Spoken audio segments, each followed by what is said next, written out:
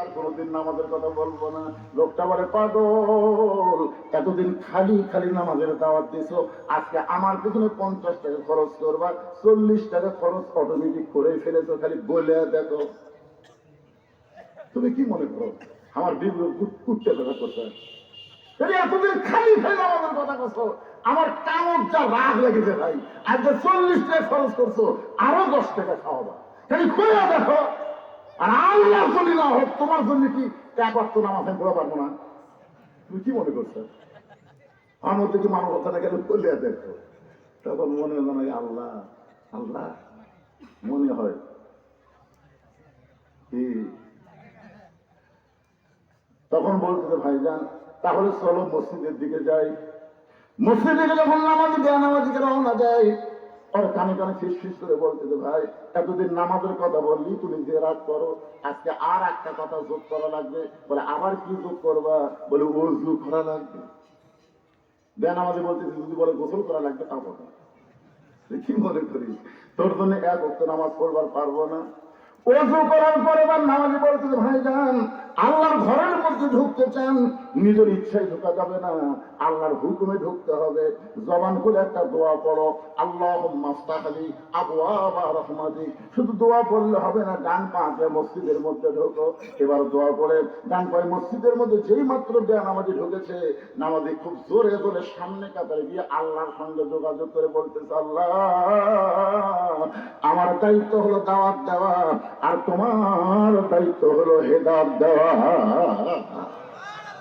আল্লাহ খালি খালি নামাজের কথা বললে গালি খাইছি, খালি খালি কইয়া গালি খাইছি। আজকে এর পিছনে 40 টাকা খরচ করেছি, আরো 50 টাকা খরচ করব। আল্লাহ তোমার বেনামাজি বান্দাকে আমি যেমন করি হোক তোমার মসজিদের মধ্যে ঢুইকা দিয়েছি। এখন তোমার দায়িত্ব হলো হেদায়েত দেওয়া, আমার দায়িত্ব হলো দাওয়াত দেওয়া, বান্দার দায়িত্ব হলো দাওয়াত দেওয়া, দরিকন কি দেওয়া। আর আল্লাহর দায়িত্ব হেদায়েত দেওয়া, আমার দায়িত্ব শেষ। এখন তোমার দায়িত্ব তুমি পালন করবা কিনা সেটা তুমি চিন্তা করো। আল্লাহ গো, হাসরের ময়দান কিন্তু আমাকে আর ধরতে পারবা না। আমি যেভাবেই হোক বেনামাজি বান্দাকে তোমার ঘরের মধ্যে হাজির করে দিয়েছি। চোখের পানি নিয়ে দাওয়াতকারী যখন কান্দে, তামান আহসানু কওলাম মিম্মান দাআ ইলাল্লাহ ওয়া আমিলা সালিহান ওয়া ক্বালা ইন্নানী মিনাল মুসলিমিন।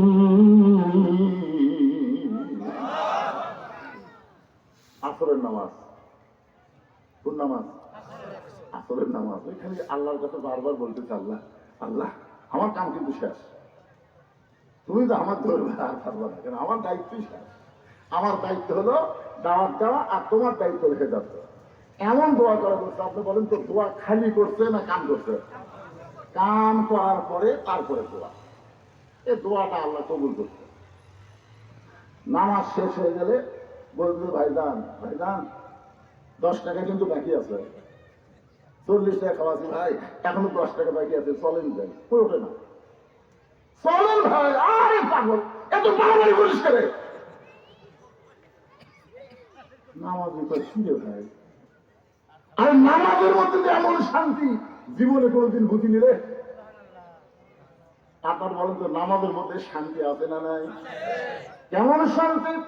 আল্লাহ কেন বললেন, ইন্না সালাতি ওয়া নুসুকি ওয়া মাহইয়ায়া ওয়া মামাতি লিল্লাহি রাব্বিল আলামিন। আপনারা বলেন তো, নামাজ কার জন্য? সবাই বলেন। এটা আমার কথা না, আল্লাহর কোরআনের কথা। নামাজ কার জন্য? কুরবানি কার জন্য? বেঁচে থাকা কার জন্য?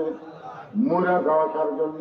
এখানে আল্লাহ 4টা কথা বলেছেন, এই 4টাই হলো আল্লাহর জন্য। আমরা অনেক মানুষ কিন্তু নামাজ পড়া জান্নাত চাই, নামাজ পড়ে দোয়া করে, আল্লাহুম্মা ইন্না নাসআলুকাল জান্নাতা নাউযু বিকা মিনান নার। এইটা বোঝানোর জন্য একটা হাদিস এবং ঘটনা আপনাদের সামনে নকল করতেছি। হযরত আলী রাদিয়াল্লাহু তাআলা ইশার নামাজ পড়ার পরে আল্লাহ রাসূলকে বললেন, ইয়া রাসূলুল্লাহ, এই দুনিয়াতে 10 জনকে জান্নাতের সুসংবাদ দেওয়া হয়েছে। সবাই তো জান্নাত পাবে, নবী সাহাবীরা সবাই কি পাবে? জান্নাত পাবে। রাদিয়াল্লাহু আনহুম ওয়া রাদু আন, যালিকা লিমান খাশিয়া রাব্বা। আল্লাহ কোরআনের মধ্যে বলেছে রাদিয়াল্লাহু তাআলা আনহু যাদের পিছনে আছে তাদেরকে আল্লাহ শুধু জান্নাতে দিবে না, তাদেরকে বিনা হিসাবে জান্নাত দিয়ে দিবে। বলে কোন সুবহানাল্লাহ। তাহলে নবীর প্রত্যেকটা সাহাবীরা কি এরপরও 10টা কথা আছে না নাই? 10টার কথা আছে না নাই? 1 নম্বর কি আবু বকর, 2 নম্বর হলো ওমর, 3 নম্বর হলো ওসমান, 4 নম্বর হযরত আলী, 5 নম্বর আব্দুর রহমান ইবনে আওফ, 6 নম্বর হলো জুবাইর, 7 নম্বর তালহা, 8 নম্বর সাদ ইবনে আবি ওয়াক্কাস, 9 নম্বর হলো আবু সাইদ, আর 10 নম্বর হলো উবাদা ইবনুল জাররাহ। এই 10 জনই হলেন আশারে মুবাশশারা। আশারে মুবাশশারা মানে 10 জনকে জান্নাতের সুসংবাদ দেওয়া হয়েছে। সুবহানাল্লাহ। তো হযরত আলী ঈশার নামাজ পড়ার পরে বলতেছি, ইয়া রাসূলুল্লাহ, জান্নাতের সুসংবাদ প্রাপ্ত 10 জন সাহাবীর মধ্যে আমি আছি। আপনার কোন আলী কি মূর্খ না জ্ঞানী? তো রাসূল বলতেছে, আলী তুমি নাই, তুমি কি তোমার নাম শোনোনি? তুমি তো 4 নম্বরে আছো। আলী বলতেছে, হুজুর আমি যদি জান্নাতের সার্টিফিকেট পাওয়া 4 নম্বর দেখতে হয়, এখন থেকে যদি আমি নামাজ না পড়ি, মানে জান্নাতের সার্টিফিকেট পেয়ে গেছি, এখন থেকে যদি আমি নামাজ না পড়ি, এরপরেও কি আল্লাহ আমার জান্নাত দিবে? তখন আল্লাহ রাসূল একটু মুচকি হাসিতে বলেন, আলী তুমি যদি নামাজ বাদ দাও, আল্লাহ তোমাকে জান্নাত থেকে বাদ দিবে না। সুবহানাল্লাহ।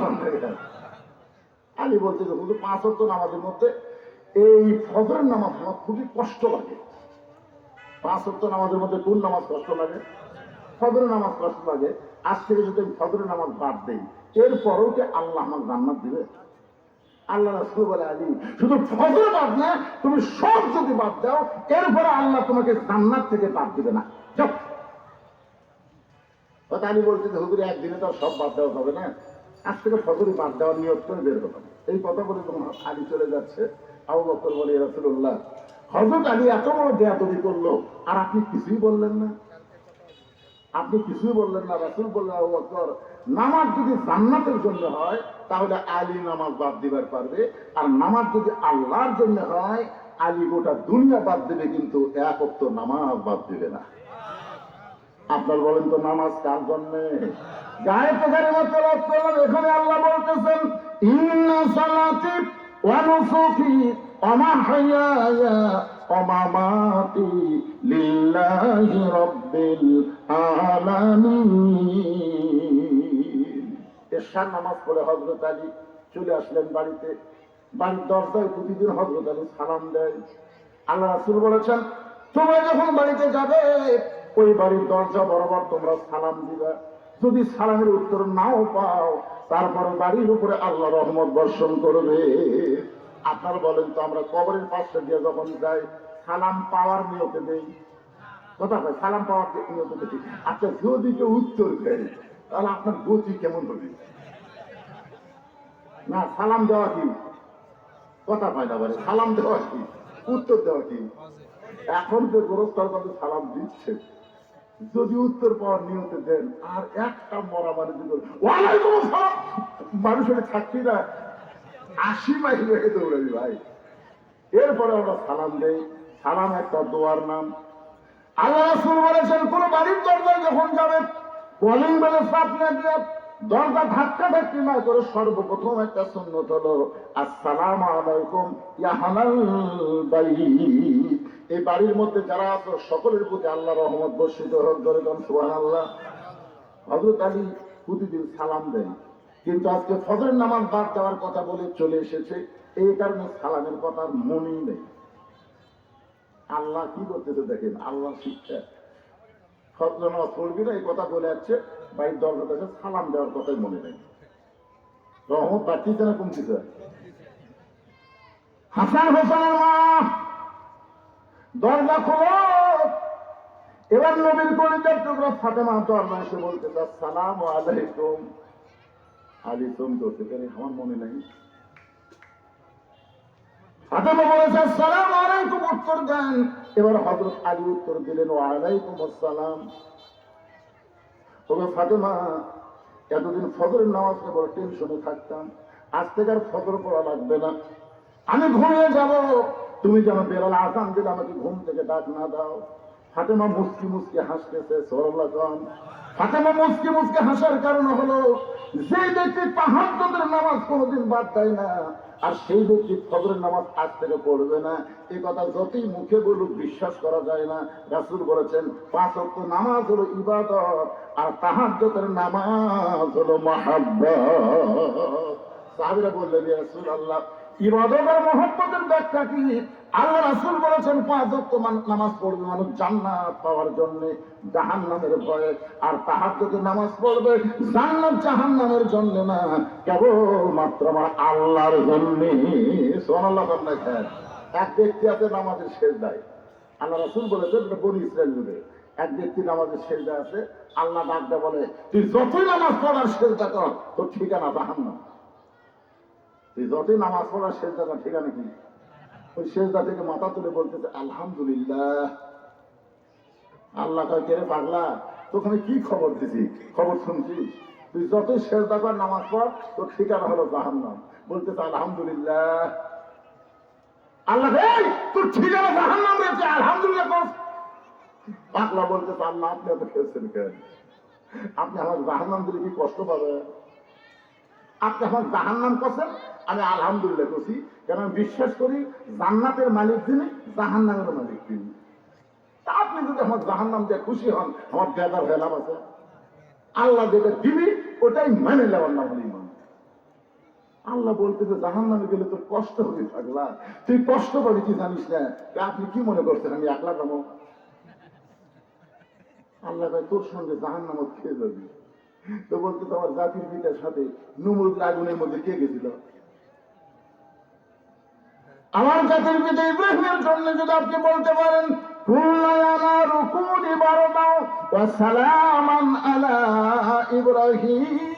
ইব্রাহিমের ঈমান, ইব্রাহিমের মহব্বতের কারণে যদি নমরুদের আগুনের চুলা শান্তির বাগান হয়, আপনার গোলামি, আপনার মহব্বত আমার কলিজায়, আমি যখন জাহান্নামে যাব আমার জাহান্নামকেও আপনি জান্নাত বানায় দিবেন। একটু মনোযোগটা শোনা লাগবে। এতদিন হযরত আলী ঘুম পাড়ে বালিশ মাথায় দিয়ে, কিন্তু আজকে যখন বলেছে ফাতেমা বেলাল যখন আযান দেবে আমাকে যেন ফজরের সময় ডাক না দাও, ফাতেমা চিন্তা করলো বালিশ মাথার দিয়ে ঘুম পারলে হয়তো চেতন পাবে, এই জন্য বালিশ মাথার তলে না দিয়া নিজের উরুটাকে বালিশ বানায়া মাথার চুলের মধ্যে হাত দিয়ে বিলকি কাটতেছে। রাসূল বলে ফাতেমা রে, আল্লাহর পরে কাউকে যদি সেজদা দেওয়ার হুকুম থাকতো তাহলে আমি তোমাকে বলতাম আলীর পায়ে সেজদা করো। ও ফাতেমা, আল্লাহর পর পৃথিবীর কাউকে সেজদা দেওয়া যাবে না, কিন্তু মেয়ে মানুষের কাছে সবচেয়ে দামি ওই ব্যক্তি হলো তার স্বামী। এই কথা বলার পরে ফাতেমা বুঝবার পারছে আল্লাহর পরে আমার স্বামী হলো আমার সবচাইতে দামি। ধরে না সুবহানাল্লাহ। আমাদের মা বোনগুলো কি করে? মা বোনেরা যারা পর্দার অন্ত আছে একটু শোনেন, মেয়েদের আমল কিন্তু বেশি না, মাত্র 4টা আমল করলে 8টা জান্নাতের দরজা আল্লাহ খুলে দিবে। 8টা জান্নাতের দরজা না, 8টা দরজা জান্নাতের আল্লাহ খুলে দিবে। যে কোনো দরজা দিয়ে সে জান্নাতে প্রবেশ করবে। 1 নম্বর হলো 5 ওয়াক্ত নামাজ, 2 নম্বর হলো রমজান মাসের রোজা, 3 নম্বর স্বামীর খেদমত করা, কথা মতো চলা, আর 4 নম্বর হলো সতীত্বের হেফাজত, পর্দা করা। এই 4টি আমল যদি মেয়েরা করতে পারে আল্লাহ খুশি হয়ে 8টা জান্নাত দিয়ে দিবে। সুবহানাল্লাহ। আমার মায়ের একটু মনোযোগ দিয়ে শোনেন, যেই মাত্র তাহাজ্জুদের সময় হয়েছে সঙ্গে সঙ্গে হযরত আলী ঘুম থেকে চেতন পায়, দেখে বালিশ নাই। ওগো ফাতেমা, তুমি কি ঘুম পাড়ো নাই? বলে আজকে আমি আপনাকে ঘুম পাড়াইছি, আজকে আপনাকে ঘুম পাড়াইছি ফাতেমা রে, তাহলে তুমি কি ঘুমাবা না? ফাতেমা চোখের পানি বের করে মুচকি হাসি বলে, ওগো স্বামী, আমি একদিন আমার বাবার কাছে একটু গোসা করে বলেছিলাম, বাবা দুনিয়াতে কত ধনী ধনী যুবক আপনার ফাতেমাকে বিয়ে করবার চাইছিল, কিন্তু ধনী ধনী যুবকের সঙ্গে বিয়ে না দিয়া এই গরিবের সঙ্গে আমার বিয়ে দিলেন। বাবা একটা দিন সুন্দরভাবে সংসার চালাবার পারে না। ও বাবা, এই গরিবের সঙ্গে সংসার করতে গিয়ে আপনি জানেন আমার কত কষ্ট হয়েছে, কত কষ্ট ফাতেমার জীবনে। তার ছোট্ট একটা ইতিহাস আপনাদের বলি। দুপুর বেলায় ফাতেমা স্বামীর কাছে ছোট বাচ্চার মতন কাঁদতেছে। আলী বলে, ফাতেমা কান্দার কারণ কি? বলে, কান্দার কারণ হাসান হোসেন না খেয়ে ঘুমায় গেছে, ঘুম থেকে চেতন পাইলি তো খাবার বায়না করবে। ওরা কোনোদিন আপনার কাছে বায়না ধরে না, এরা বায়না ধরে আমার কাছে। আমি চিন্তায় পড়ে গেলাম, এখন হাসান হোসেন চেতন পাই যদি খাবার চাই, গোটা বাড়ি খুঁজে দেখলাম খাবার কিছু নাই, আপনার পকেট খুঁজেও দেখলাম একটাও পয়সা নেই। আলী বলে, ফাতেমা ইন্নাল্লাহা মা'আস সাবিরিন, ধৈর্যশীলদের সঙ্গে আল্লাহ থাকবে। ফাতেমা বললেন, এত ধৈর্য বোঝা যাবে না, আমরা একটু বয়স হয়েছে ধৈর্য বুঝবো, কিন্তু হাসান হোসেন তো বুঝবে না। আলী বলে, ফাতেমা নিরুপায়, তাহলে কি করব? এমন সময় ফাতেমা একটা ওড়না ছিল, ওই ওড়নাটা বের করে স্বামীর হাতে দিয়ে বললেন, স্বামী গো, এই ওড়নাটা বিক্রি করে যে বাজার হবে সেইটাই একটু আপনি নিয়ে আসেন, হাসান হোসেনের কান্নার আমি সহ্য করতে পারি না।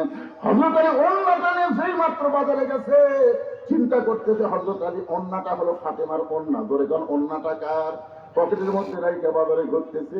বের করার পরে যদি জিজ্ঞাসা করে, আলী ভাই অন্যাকার, আমি যদি বলি আমার বউ ফাতেমার, তাহলে খরিদ্দার নিশ্চয়ই চিন্তা করবে যে পুরুষ মানুষ বইয়ের জিনিস দেখায়, এই পুরুষ হলো দুর্বল পুরুষ।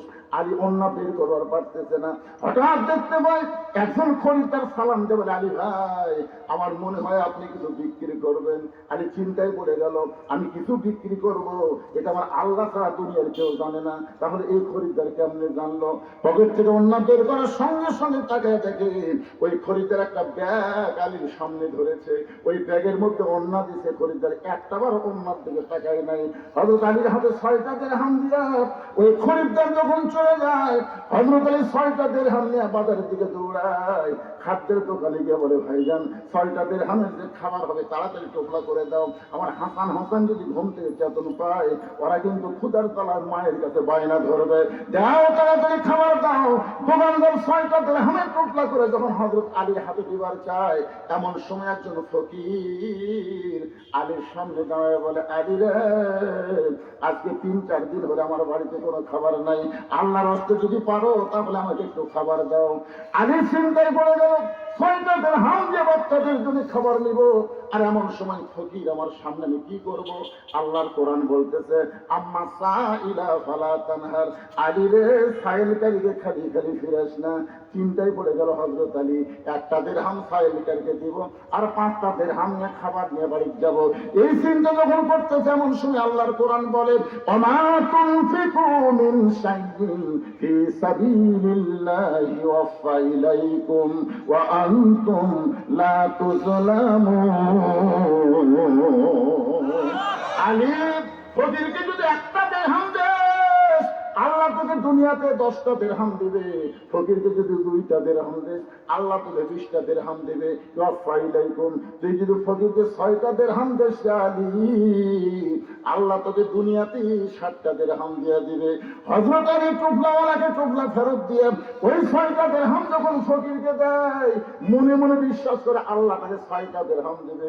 দোকানদার বলতে, আলী ভাই তাহলে টোপলার খবর কি? বলে, টোপলা দিয়ে আমার চলবে না, তুমি 2 বস্তা খাবার প্যাকেট করো। বিশ্বাস করেছে কাকে? আরো ধরে বলেন। দোকানদারকে 2 বস্তা খাবার প্যাকেট করে করার কথা বলে হযরত আলী বাজারের মধ্যে ঘুরতেছেন। এমন সময় দেখতে পায় রাস্তা দিয়ে এক ব্যক্তি উট নিয়ে আসতেছে। আলীকে সালাম দেয়, আলী ভাই পদাটা বাজারে ঘুরতেছেন, উটটা কিনবেন নাকি? আলী বলতেছে, 1টা পয়সাও তোমার পকেটে নেই, উটটা কেমনি কিনবো? উটওয়ালা বলতেছে, 100 দিরহামে বাকিটা উটটা কিনেন, বিক্রি করে আপনি টাকা দেবেন, এটাও কি পারবেন না? হযরত আলী 100 দিরহাম বাকিটা উটটা কিনে যে মাত্র উটের বাজারে গেছে, চারিদিক থেকে খরিদ্দার দৌড়ে এসে বলে, আলী ভাই কবে থেকে উট ব্যবসা শুরু করলেন? আপনি হলেন আল্লাহর নবীর শিক্ষামন্ত্রী, ধরে করেন সুবহানাল্লাহ। নবী যখন মদিনার প্রেসিডেন্ট ছিলেন, ওই সময় হযরত আলী হলেন শিক্ষামন্ত্রী, আবু বকর হলেন ধর্মমন্ত্রী, ওমর ফারুক হলেন আইন মন্ত্রী, আর ওসমান গনি হলেন অর্থমন্ত্রী, ধরে করেন সুবহানাল্লাহ। আলী উটের বাজারে উট বিক্রি করতে আসছেন। চারিদিক থেকে সমস্ত খরিদ্দার যখন আলীর চেহারা থেকে তাকায় চিন্তা করে, এত দামি মানুষ উট বিক্রি করতে আসছে। এমন সময় খরিদ্দার সালাম দেবে, আলী ভাই এই বাজারে বেশিক্ষণ থাকা লাগবে না, উটের দাম কত চান? বলে, একটা হিসাব করে বলো। খরিদ্দার বলতে, 160 দিরহাম দিয়ে দিলাম। হযরত 160 দিরহাম উট বিক্রি করে উটওয়ালাকে 100 দিরহাম ফেরত দিয়া বাকি 60টা দিরহাম নিয়ে দোকানে গেলেন। দোকানদারকে বলতে, ভাইজান খবর কি? বলে, 2 বস্তা প্যাকেট করে বসে আছি, দাম কত নিবা? বলে, 60টা দিরহাম দিলেই চলবে। আলী হযরত আলী 60টা দিরহাম দিয়া দোকানদার কাছে 2 বস্তা খাবার নিয়ে 2 কাঁধে নিয়ে বাড়ির দিকে রওনা দিলেন। ফাতেমা দরজার কাছে ছিল এতক্ষণ, এবার জানলার কাছে এসে দেখতে পায় স্বামীর কাঁধে 2টা বস্তা খাবার দেখে। দৌড়ে গিয়ে ফাতেমা দরজায় খিল আটকানো দেয়। এখন ফাতেমা দরজা খুলেছিল, কিন্তু স্বামীর কাণ্ডে 2 বস্তা খাবার দিকে দরজা বন্ধ করে দিল। আলী দরজায় সালাম দেয়। ফাতেমা ওয়ালাইকুম সালাম বলে বলতে, স্বামী গো, একটা অন্য বিক্রি করার টাকা দিয়ে বড় করে 1 টোপলা খাবার হবে, আপনি 2 বস্তা খাবার কোথায় পাইলেন? যতক্ষণ না বলবেন ততক্ষণ কিন্তু দরজা খুলবো না। আলী বলতেছেন, ফাতেমা বড় ক্লান্ত হয়ে গেছি, আগে দরজা খুলে দাও, বস্তা রাখার পরে তোমাকে মূল ঘটনা বলতেছি। ফাতেমা বলতেছে, আগে বলেন তারপরে দরজা খুলবো। আলী বলতে আগে খোলো তারপরে বলবো। ফাতেমা বলতে, স্বামী গো, আপনি কি মনে করছেন একটা অন্য বিক্রির টাকা দিয়ে বড় করে 1 টোপলা খাবার হবে, আর আপনি 2 বস্তা খাবার নিয়ে এসে দরজা খুলতে বলবেন? আমার হাসান হাসান না খাইয়া মরবে। 2 বস্তা কোথায় পাইলেন? যতক্ষণ না বলবেন ততক্ষণ আমি দরজা খুলবো না। প্রত্যেকটা মেয়ে মানে যদি ফাতেমার মতন ঘরের বউ হইতো, তাহলে বাংলার কোন স্বামী দুর্নীতি করার সাহস পাইতো না। ধরে দরজা ঠিক না? কোথায় 2 বস্তা বলেন? অন্য বিক্রির টাকাতে বড় করে 1 টোপলা খাবার হবে, যতক্ষণ না বলবেন দরজা খুলব না। খালি চিন্তা করে বইয়ের কাফান পরাজয় কখনই। এমন সময় আল্লাহর কোরআন বলতেছে, আর রিজালু কাওয়ামুনা আলান নিসা, পুরুষ কোনোদিন নারী নিতে যাবে না, পুরুষ থাকবে উপরে, নারী থাকবে নিচে। ধরে গেল সুবহানাল্লাহ। হযরত আলী খাবার 2 বস্তা নিয়ে আল্লাহর নবীর দরবারে গেলেন। ফাতেমা দরজা না খোলার কারণে নবী তখন বসেছিলেন, নবী উঠে দাঁড়িয়ে গেলেন। একটু জোরে জোরে নবী এসে আলীর কাঁধ থেকে 2 বস্তা নামাই নিলেন, কপালে একটা চুমা দিলেন। ধরে গেল সুবহানাল্লাহ। আলীর কাঁধ থেকে 2টা বস্তা নামাই নিয়ে কপালে একটা চুমা দিলেন। আলীর মুখের দিকে তাকায় নবী বলে, আলী মুখটা গোমরা করে আছো কেন? আলীর মুখটা গোমরা করে আছো কেন? বলে, রাসূলুল্লাহ আপনি এত ভালো, কিন্তু আপনার মেয়েটা ভালো না। রাসূল বলেন, কি বললি? হুজুর আপনি কত ভালো। বসা মানুষ দাঁড়িয়ে গেলেন, সেখান থেকে আবার চলে এসে আমার কাছ থেকে 2 বস্তা নামাই দিলেন, আমার কপালে চুমা দিলেন। আপনি কত ভালো। আর 1 ঘন্টা হয়ে গেল দরজা দাঁড়িয়ে আছি, 2 বস্তা কোথায় পাইছি এটা না বললে দরজা খুলবে না। আমি ওয়াদা দিলাম আগে দরজা খোলো তারপরে বলবো। বলেন, আমি রাগ করে আপনার কাছে। আলী বলতেছে, নবী বলতেছে, আলী তুমি আসলে আমার মেয়েই তোমাকে পাঠিয়ে দিছে। ধরে গেল সুবহানাল্লাহ। আলী বলতেছে, হুজুর আমার মেয়ে আপনার এখানে পাঠাইছে, আপনার মেয়ে আমার এখানে আপনার এখানে পাঠাইছে, কারণ কি? আল্লাহ রাসূল বলতেছেন, শোনো আলী, যদি ফাতেমা দরজা খুলতো তুমি কি আমার কাছে আসতে? আলী বলতেছে, দরজা করলে কেন আসবো? আল্লাহ রাসূল, আলী আমার কলেজের টুকরা ফাতেমা তোমাকে আমার কাছে পাঠানোর কারণ হলো 4টা। ধরে বলেন কয়টা? 1 নম্বর কারণ হলো কোন খরিদ্দার তোমার কাছ থেকে অন্না কিনেছে, তুমি কি বলবার পারো? আলী বলতে, হুজুর আমি জানি না। রাসূল বলে, আলী কোন ফকির তোমার কাছে ভিক্ষা চাইছে, তুমি কি বলবার পারো? আলী বলতেছে, রাসূলুল্লাহ আমি জানি না। রাসূল বলে, আলী কে তোমার কাছে উট বিক্রি করলো, তুমি কি বলতে পারো? আলী বলতেছে, রাসূলুল্লাহ আমি জানি না। রাসূল বলে, আলী রে কোন খরিদ্দার তোমার কাছ থেকে উটটা কিনলো, তুমি কি বলতে পারো? আলী বলতেছে, রাসূল জানি না। আল্লাহ নবী বললেন, আমি জানি, আমি তোমাকে জানাবার চাই। সুবহানাল্লাহ। আমি জানি, তোমাকে জানাবার চাই। আমার মেয়ে তো জানে না, এই জন্য আমার কাছে তোমাকে পাঠাইছে, তুমি কি 4টা বিষয় জানবে? আলী বলতে, জানবো না মানে? রাসূল বলেন, এজলেস, তাহলে বসো, আমি এখন বলি কোন খরিদ্দার তোমার কাছ থেকে অন্না কিনেছে, কোন ফকির তোমার কাছ থেকে ভিক্ষা নিয়েছে, কে তোমার কাছে উট বিক্রি করলো, আবার বেশি দামে কে উটটা কিনলো। বসো। হয়তো আলী বসে গেছে, এখন রাসূল বলবে, আমিও আপনাদের সামনে বলবো, কিন্তু এই মাদ্রাসার জন্য আপনাদের কাছে একটু ব্যাগ যাবি, রুমাল যাবি, টাকা দিলে যে বাড়ে কোরআনের আয়াত দিয়ে আমি আপনাদের বোঝানোর চেষ্টা করছি। 10 টাকা দিবেন 100 টাকা পাবেন, দুনিয়াতে পাবেন। 1000 টাকা দিবেন 10,000 পাবেন, 100 দিবেন 1000 পাবেন। বিশ্বাস করেন? আল্লাহর কোরআনকে বিশ্বাস করেন? কথা কয় না। কারা কারা করেন? আল্লাহ কিন্তু হাত দেখেন তো দেখি। লিল্লাহি